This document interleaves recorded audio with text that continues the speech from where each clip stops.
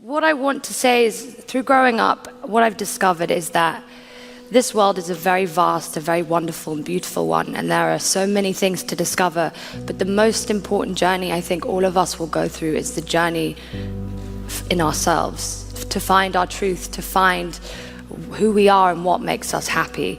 And in our culture, we are told that if we're beautiful, if we're skinny, if we're successful, famous, if we fit in, if everyone loves us, that we'll be happy. But that's not entirely true. And this is what I want to talk about, basically. I'm going to start with a poem that I wrote when I wasn't very happy.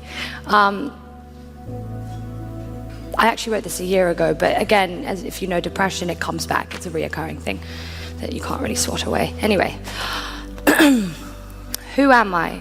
Who am I trying to be? Not myself, anyone but myself. Living in a fantasy to bury the reality, making myself the mystery, a strong facade disguising the misery. Empty but beyond the point of emptiness, full to the brim of fake confidence, a guard that will never be broken because I broke a long time ago. I'm hurting, but don't tell anyone. No one needs to know. Don't show or you've failed. Always okay, always fine, always on show. The show must go on, it will never stop. The show must not go on, but I know it will. I give up giving up. I am lost. I don't need to be saved, I need to be found. Basically, it's kind of just the same reoccurring thing of, not knowing who you are and feeling. This started when I was about 15 years old. I was at school. I really wanted to do well at school to please my parents, to please my family. I didn't really care that much about school because I knew I was never going to be very good at it. I think I pushed myself so far, got to the point where I had a bit of a mental breakdown. I was one of those people that just did enough work. But again, I have very bad learning disabilities. So if you look at my writing, it's not good at all. It's probably like a 9-year-old boy, if you know what that looks like. But I was, just pushing past. So I got to the point where I went a bit mad. I was completely suicidal, didn't want to live anymore. I thought that I was completely alone. I also realized how lucky I was and what a wonderful family, wonderful friends I had, but that didn't matter. I wanted the world to swallow me up, and nothing seemed better to me than death, which is completely insane. So I got taken out of school, went to therapy, got put on antidepressants, kind of clawed my way back to some sort of rational thought, which took a while. But basically, I stayed in school until I was 17, where I still was kind of plagued with this depression, and I was like, I'm done, I need to leave, which, to the rather large disagreement from my parents, I left, and I knew I had to do something, because otherwise I would just go crazy. So I started modeling. There was elements which were fun, because it's like this camaraderie of people not being successful, and you can complain about all the people who are rude to you. But it wasn't nice.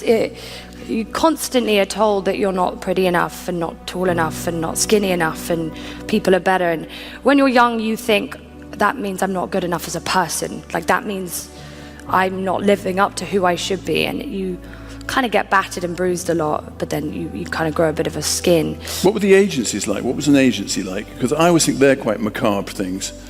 Yeah, I mean, the thing with models is you get used. That's the thing. I saw a lot of misuse from photographers, perverse photographers to young girls. A lot of straight photographers only really do this because they want to sleep with young models. Bad kind of experiences in that sense, not by me, but to other poor people, poor girls who don't stand up for themselves because you feel like you should be used because that's what models do. But then, about a year into it, I was discovered. I did Burberry, and then everybody wants you.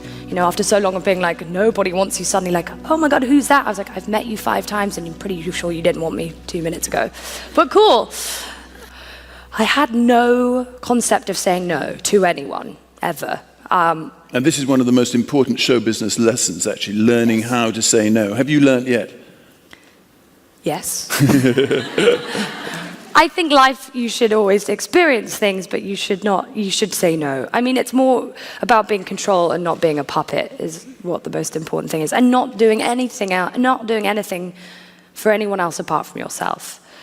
Because after a while, I just started to get sick, and I got this horrible thing called psoriasis. You look at yourself like you're an alien. You're like, I'm so disgusting. It's not good for you, especially at that time. I felt more disconnected from myself than I think I ever had, which I was for a long time, quite disconnected.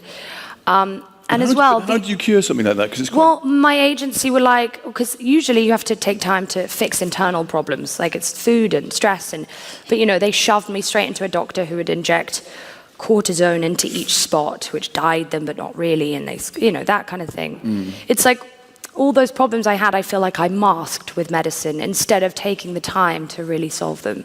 But at that time, I really wanted someone to stop me. I wanted someone to go, you need to take a break, you need to look after yourself. And no one did, because Would you have I listened was to the them one anyway? who had it all. Like I had what everyone wanted. Would so you have surely listened I to them, should do you have been happy. Yes. You would? Yeah, of course I would have. That's what I wanted. I'm It was the more person- like the external life. I couldn't be luckier, more blessed, but the internal battles that were going on were just, I also felt like I never deserved any of it, that I was living someone else's dream. This point is just about like being able to show, like have a mirror up at yourself and really look inside for what you need. And what happened was I eventually said no, and I eventually took a break. But yeah, so I said no, I started writing. Writing was something that really saved my life. Again, so that poem probably came out then. It was like I would write and I would read what I'd written and it was like someone else was talking to me. I was like, what? Is that how I feel? It was a very strange experience. And then after that, I found yoga, which was a huge thing for me. I didn't cry a lot. I thought emotion as a kid was a weakness. I thought that if you are emotional that, like, you know, that's like just a silly thing to feel. And when I went to yoga, I started yoga as a superficial thing because I was like, I want to be flexible and fit, you know, like cool yoga people are. And I went in to meet my guru, yoga person, and he was like, why are you doing this? And I told him why, and he sat me down and we just started chanting. And I was like, are we not meant to be doing like whatever? So I was chanting.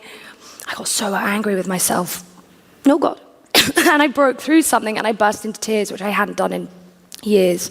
And I looked at him and I was like, what the hell is wrong with you? How dare you? You're a monster. Why would you do this? And he was just laughing at me. And I was like, you're a crazy man. What is wrong with you? And he said, if you hadn't have cried, I would have been very worried. And I was like, okay. He was like, and also you realize that this is the first time you've actually looked at me in the eye.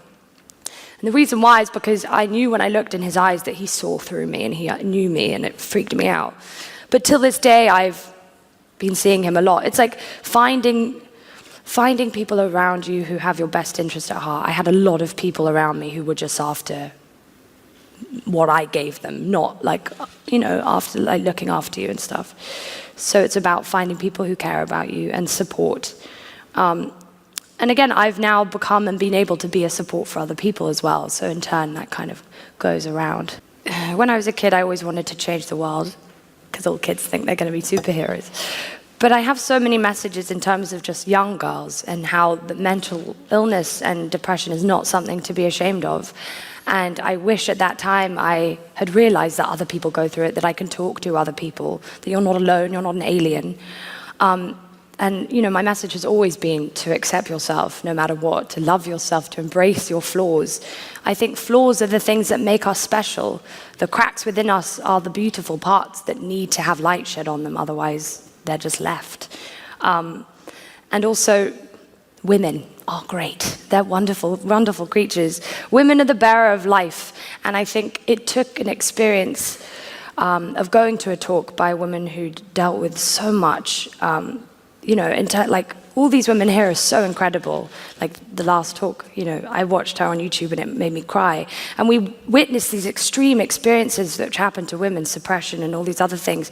But really that happens every day and we're all used to it in the workplace, in relationships. Women are constantly suppressed, but it takes an extreme circumstance for us to realize it because we're used to it. And that always confuses me a lot. But obviously, I think we're changing that now, slowly but surely. But yeah, just the point of like supporting each other and reaching out and communicating, it's the most important thing. So I want to help, basically. I don't know how. If anyone has any suggestions, let me know. When I got my first audition that I cared about, I cried my eyes out because I never thought I was going to be taken seriously. I never thought I was going to be an actor at all, or a model, or anything. I think as well, I have so many girls come up to me and tell me that they want to be models, which is fine. It's not a bad thing. I just think there's so much to do. I just went to a wonderful talk about genetic engineering and neuroscience, and this man who was giving the talk explained that there's like 10,000 kids is from the age of 7 to 13 who are doing neuroscience. They do these competitions and wonderful things, and they're doing things in neuroscience which weren't done by him until he was like 30. Like how quickly things like that are changing, but they're not. There is an awareness board to cool stuff like that. Like that sounds way cooler to me than being a model. But like no one really knows about it. And I just think there are just so many things. I always say to girls, just dream bigger. Go for president. Just keep going up. Astronauts, I don't know.